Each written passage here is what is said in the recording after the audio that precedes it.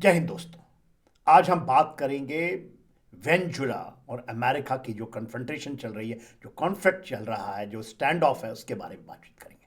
मगर हम अभी जब सुनते हैं तो हमें केवल ये कहते हैं कि अमेरिका ने वहाँ ब्लॉकेट लगा दिया है, स्टैंड ऑफ है, इतनी फौज बिल्डअप है, उसकी तरफ से ऐसा रेजिस्टेंस है, और फिर हम कहते हैं कि सत्ता का परिवर्तन है। मगर ये है बहुत डीप, और इसको दुनिया नहीं पकड़ पाती है, या इसको डिस्कशन में हम नहीं देखते हैं, हम सतह पे रह जाते हैं।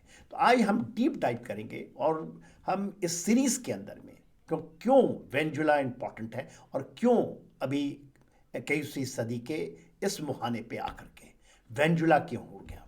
देखिए, सबसे पहले तो ये हमें ये समझना पड़ेगा कि ये पार्ट है अमेरिका के, जो उन्होंने चेंज किया है अपनी जियो स्ट्रैटेजिक, और जो उनकी स्ट्रैटेजी है उसका हिस्सा है ये। और सबसे इम्पॉर्टेंट हिस्सा 21वीं सदी में यदि उसने कुछ चीज़ शुरुआत करनी है तो वो वेनेजुला से कर रहा है, क्योंकि उसने अपने पूरी की पूरी जो स्ट्रैटेजी है, जो डोमिनेशन है, उसका वो रुख बदल दिया है।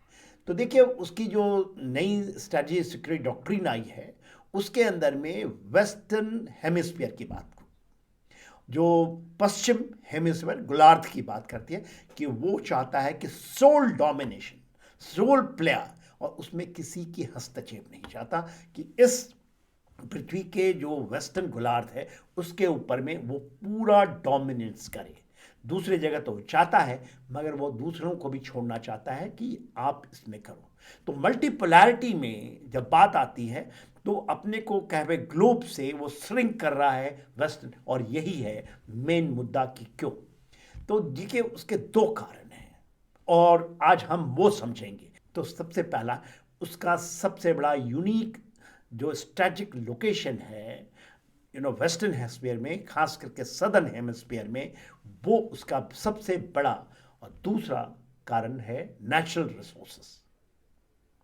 अमेरिका जहां भी गया है नेचुरल रिसोर्सेस के लिए, वो अकेला जाता है, अकेला।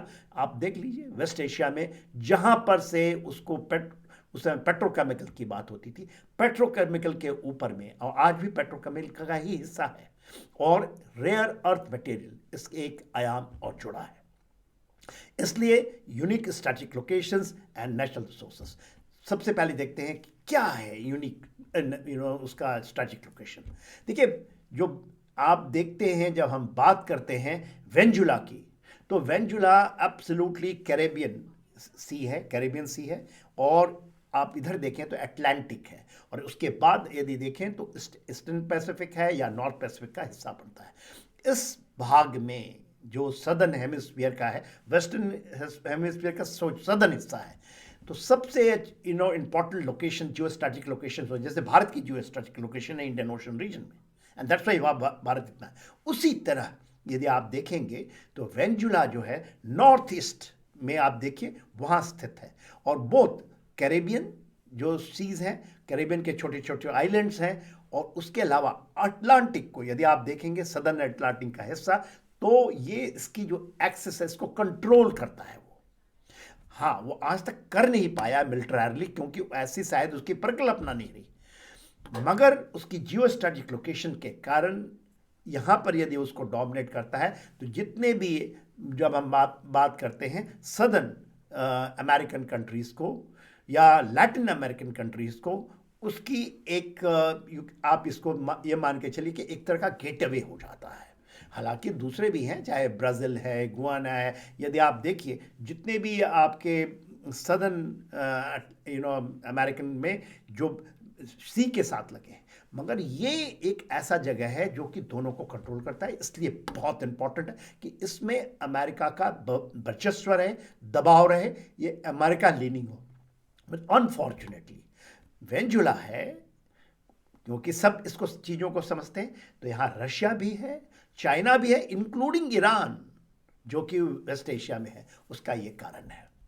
दूसरी बड़ी चीज जो वहां पर है, नेचुरल रिसोर्सेस। देखिए, नेचुरल रिसोर्सेस की उस धरती का ब्लेस्ड है। पहले ही कहा जाता था ना कि जितने भी आपके अरेबियन कंट्रीज हैं, they blessed, they got the oil, वो हुई और किस तरह से देखिए उनके पास में कैसे अथाह संपत्ति है। और यदि आप देखिए तो वेनेजुला के अंदर में जो प्रूवन ऑयल, वर्ल्ड का सबसे ज़्यादा प्रूवन ऑयल रिजर्व है, 302 बिलियन बैरल वहाँ का रिजर्व्स है, ये प्रूवन। बट जो अनएक्सप्लॉइटेड है वो सबसे इंपॉर्टेंट चीज, कोई नहीं बात करते ना, तो इसके ऊपर में ध्यान देते हैं। 1.3 से लेकर 1.5 trillion barrel, trillion heavy crude oil, ये विश्व का सबसे बड़ा ऑयल का रिजर्व आज के दिन में। प्रूवन अलग है, 302 बिलियन डॉलर की बैरल की बात होती है, मगर जब अनप्रूवन है 1.5 ट्रिलियन बैरल, आपके पूरी शताब्दी निकल जाएगी मगर यहाँ का जो रिजर्व है जो कि अनएक्सप्लॉइटेड है, ऑयल है, हेवी क्रूड है, और यूएन इसको सिक्योर करना चाहता है। कहाँ पर है ये? वो है 55 स्क्वायर किलोमीटर, और वो जो नदी है रियो, जिसका ओरियोनोको जो नदी है, और वो जा करके port of Spain Atlantic ocean में जाकर वो ड्रेन होती है। ये जो बेल्ट है, it is the richest belt of the world today, 1.5 trillion barrel. इसके अलावा वहाँ खनिज संपदा, आपके पूरी शताब्दी निकल जाएगी मगर यहाँ का जो रिजर्व है जो कि अनएक्सप्लॉइटेड है, ऑयल है, हेवी क्रूड है, और यूएन इसको सिक्योर करना चाहता है। कॉपर, गोल्ड, इनकी ज़्यादा, और रेयर अर्थ मटेरियल की ये जो, तो ही वांट्स 55,000 स्क्वायर किलोमीटर का पूरा वर्चस्व अमेरिका अपना खुद चाहता है। और यहाँ पर अमेरिका की जो एक सबसे बड़ी दुनिया की जो ऑयल कंपनी है शेवरॉन, वो दशकों से बहुत वहाँ पर वो ऑपरेट करती है, और उनके ज्वाइंट वेंचर चलते हैं वेनेजुला के अंदर में। 4 उसके पास ज्वाइंट वेंचर है। आज उस पर भी अमेरिका सैंक्शन लगाता है कि ऑयल को उन्होंने कट किया है। तो देखिए वेनेजुला जो है वो बहुत इम्पॉर्टेंट कंट्री है। पूरे जो ऑयल की जो ये चलती है वर्ल्ड के अंदर में डिप्लोमेसी, पेट्रोकेमिकल की, उसका एक बहुत बड़ा केंद्र है।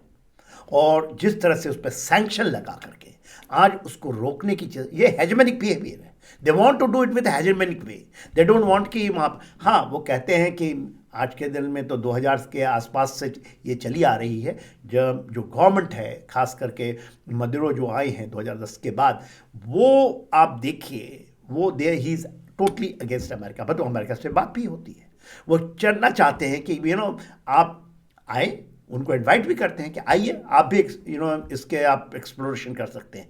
बट ही वांट्स एब्सोल्युटली कि कोई उसके ऊपर नहीं, ये पूरा का पूरा उनका ही हेजमनिक कंट्रोल होगा, और इसलिए वो वहाँ कर रहे हैं।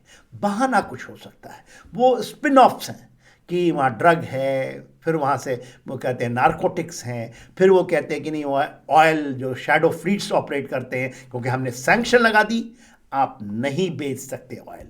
और वहाँ की ऑयल की ये चीज़ें हैं क्योंकि बहुत हेवी क्रूड है, तो वहाँ पर उसको जो उसकी वेस्कोसिटी को कम करने के लिए उसमें नेफ्ता इंपोर्ट करता है वो रशिया से, जो कि लिक्विड हाइड्रोकार्बन मिक्सचर है, तभी जाकर के वो उसको आप यूज़ कर सकते हैं as a petrochemical. That is very important, जो कि उनके पास नहीं है, वो आता है रशिया से आज के दिन में वेनेजुला के।